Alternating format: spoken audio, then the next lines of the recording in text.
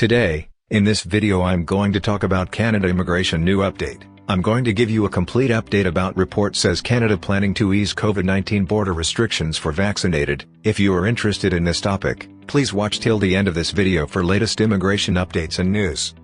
Please like this video, subscribe to the YouTube channel and don't forget to hit that notification bell icon. Let's get into the video. Bloomberg is reporting that Canada is working on a plan to ease border restrictions for travelers who are fully vaccinated against COVID-19. Quoting sources familiar with the plan, the news agency says Prime Minister Justin Trudeau could make an announcement within days on a loosening of the 14-day isolation period currently required. Those entering Canada will still need a negative test and could be subject to a shorter quarantine period. However, the plans are in their early stages with no indication of when it will happen or if international travel restrictions will also be lifted, Bloomberg reports.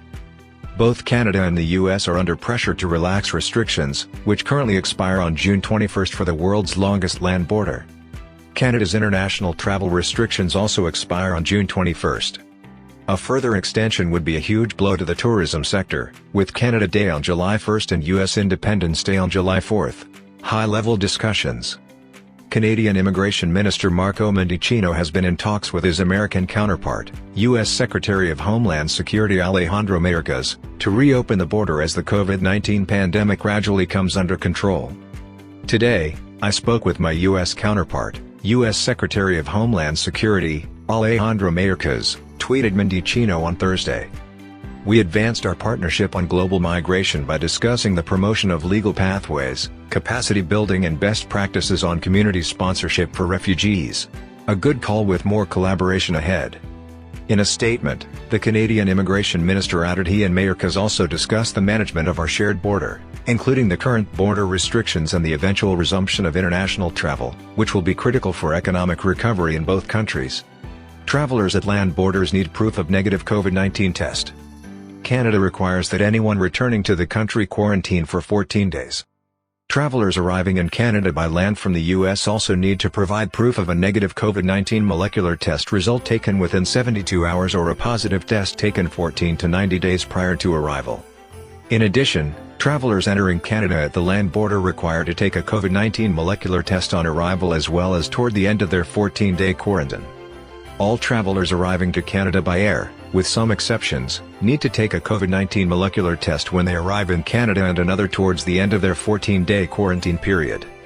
They also need to stay in a government-designated hotel for 3 days at their own cost to await the results of those tests. Anyone arriving by air from another country for non-essential travel is also required to have a negative COVID-19 test prior to boarding the aircraft in their home country. Exemptions for non-discretionary travel. Canada has exemptions in place for the following people, provided they are traveling for a non-discretionary reason: seasonal agricultural workers, fish/seafood workers, caregivers and all other temporary foreign workers. International students who held a valid study permit, or had been approved for a study permit, when the travel restrictions took effect on March 18, 2020. More international students are now allowed to travel from October 20 last year under a new exemption. Permanent resident applicants who had been approved for permanent residence before the travel restrictions were announced but who had not yet traveled to Canada.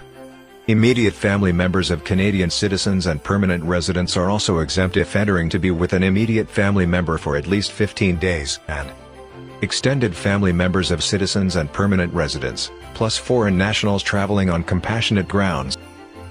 Hopefully the details and information presented in this video is helpful.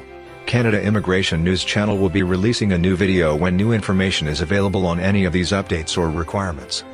If you have not subscribed, please like this video and subscribe to the channel.